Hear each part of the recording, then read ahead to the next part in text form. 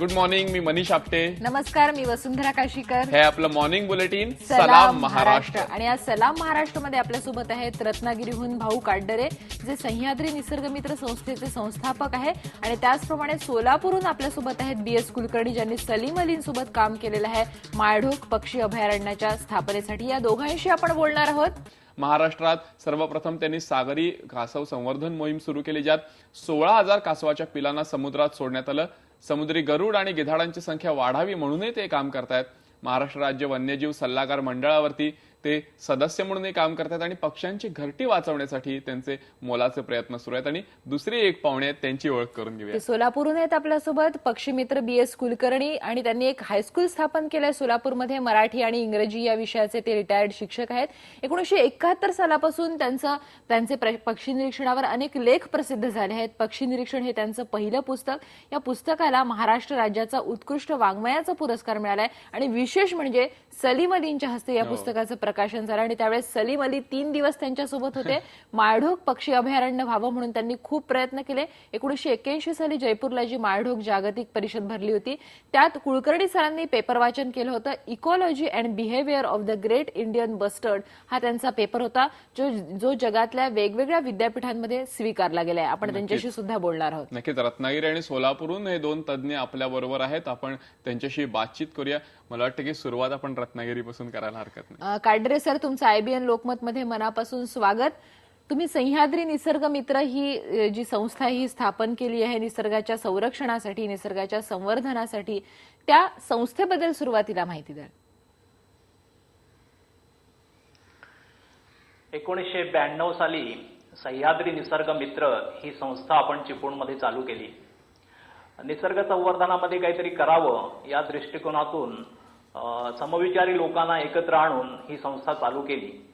कोकणामध्ये समृद्ध निसर्ग आहे, परंतु आता तो कमी व्हायला लागलेला आहे आणि आपण कोकणात राहतो तर निसर्गासाठी काहीतरी करावं या दृष्टिकोनातून आम्ही एकत्र आलो आणि मग एक काम करायला सुरुवात केली. सुरुवातीच्या काळात आमच्याकडे 50 मेंबर्स होते आमचे, आणि मग आम्ही हळूहळू कामाला सुरुवात केली.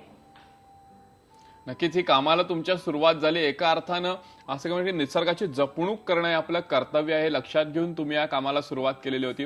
पण काय म्हणजे जेव्हा तुम्ही सह्याद्रीच्या या कामाला सुरुवात केली सगळेजण एकत्र येऊन, सुरुवातीच्या काळामध्ये काही अडचणी आल्या असतील, त्यांच्यावरती मात करावी लागली असेल. हा सुरुवातीचा काळ या प्रोसेस मधला कसा होता? निश्चितच सुरुवातीला आम्ही सगळे निरनिराळ्या क्षेत्रातले होतो आणि याच्यामध्ये आम्हाला काही नेमकेपणाने काय करायचं हे माहीत नव्हतं. त्याच्यामुळे निरनिराळ्या तज्ज्ञ लोकांचं मार्गदर्शन घेतलं, आम्ही अभ्यास केला आणि त्याच्यानंतर हळूहळू मग सुरुवातीला जनजागृती, त्याच्यानंतर विविध पक्षांचा अभ्यास, असं एक एक करत गेलो. आणि मग सुरुवातीला अनेक अडचणी यायच्या, आपल्याला काही माहितीच नसायचं, लोकांनाही हे सगळं नवीन होतं. पक्षी बघत राहतो म्हणजे अरे काय वेड्यासारखा 2 तास बसलाय तो, असं म्हटलं जायचं. पण आम्ही हे सतत करत गेलो आणि मग सुरुवातीला पांढऱ्या पोटाचा सागरी गरुड त्याचं काम चालू झालं. पुढे वेंगुर्ल्याच्या भारतीय पाकोळीचं संरक्षण, त्याच्यानंतर गिधाडांचं, कासवांचं, असं एक चालू सुरुवात झाली एक एक गोष्टीला. नक्कीच खूप महत्वाचं, खूप मोलाचं मूलभूत काम करत आहात तुम्ही. त्यांनी सागरी कासव बचाव मोहीम घेतली होती, संवर्धन मोहीम घेतली होती, आणि त्या मोहिमेअंतर्गत 16,000 कासवाच्या पिल्लांना समुद्रात सोडण्यात आलं. त्याबद्दल आपण बोलूया. पण सोलापूरहून मनीष आपल्यासोबत कुलकर्णी सर आहे. कुलकर्णी सर, तुमचं सुद्धा IBN लोकमतमध्ये मनापासून स्वागत. तुम्ही माळढोक पक्षी अभयारण्याच्या स्थापनेमध्ये सलीम अलींसोबत खूप महत्वाचं काम केलेलं आहे, त्याबद्दल बोलू. पण सुरुवातीला तुम्ही एक शिक्षक होतात, आणि शिक्षक असताना तुम्ही इकडे पक्षी निरीक्षण किंवा एकूणच निसर्गाचं संवर्धन याकडे कसे काय वळलात? तर वयाच्या 14व्या वर्षी मी 7वी परीक्षा पास झाल्यानंतर माझ्या आजोबांनी मला सांगितलं की त्यांच्या खेड्यामध्ये मैसलगे म्हणून खेडा येतं भीमा नदीच्या काठी, दक्षिण सोलापूर तालुक्यात, तिथे जा आणि तुम्ही शाळा उघडा, असं त्यांनी मला सांगितलं. आणि मला मोठं अवघड वाटलं की एवढ्या लहान वयामध्ये मी शिक्षक पेशा पत्करायचा आणि तिथं मुलांना शिकवायचं कसं. आणि मग त्यांच्या सांगण्यावरून मला जावंच लागलं. ते त्यावेळेचे प्रसिद्ध असे शिक्षक होते माझे आजोबा. आणि मी तिथं गेल्यानंतर माझ्या लक्षात आलं की माझ्यापेक्षा ती मुलं थोराड, सुदृढ, बुद्धिमान पण आहेत. अशा मुलांना शिकवायचं कसं अशी अडचण आली. पण माझ्या एक लक्षात होतं की मी जत्रेच्या वेळेला माझ्या गावात येत होतो तेव्हा हजारो हरणं त्या भागात मी पाहिलेली होती. तेव्हा ही हरणं पाहण्यासाठी मोहीम उघडायचं मी ठरवलं आणि शनिवार रविवार सहलीचं मी एका अभ्यास विषयामध्ये त्याचा समाविष्ट केला. आणि तुम्हाला आश्चर्य वाटेल की त्या मुलाला इतका आनंद झाला की शनिवार रविवार कधी येते आणि आपण सहलीला कधी जातो असं त्यांना झालं. मग ती मुलंच मला सांगायला आली की या भागात घोरपड आहे, या ठिकाणी भरपूर प्रमाणात तित्तीर सापडतात, इथं कांडेकरकोचे येतात, हरणाची पिल्लं आणली, सांभाळली. मग माझ्या लक्षात आलं की मुलं माझी पाठ सोडण्यात निसर्गाच्या शिक्षणाने मला एक चांगला धडा असा दिला की मुलांच्या अंतःकरणात शिरता येतं आणि त्यांना चांगल्यापैकी आपण उत्तम शिकू शकतो. अशा रीतीने तिथं मी 2 वर्षाची शाळा चालवली आणि आजोबांना विनंती केली की बाबा मला सोलापुरात शिकू द्या आणि तिथे तुमची शाळा आहे.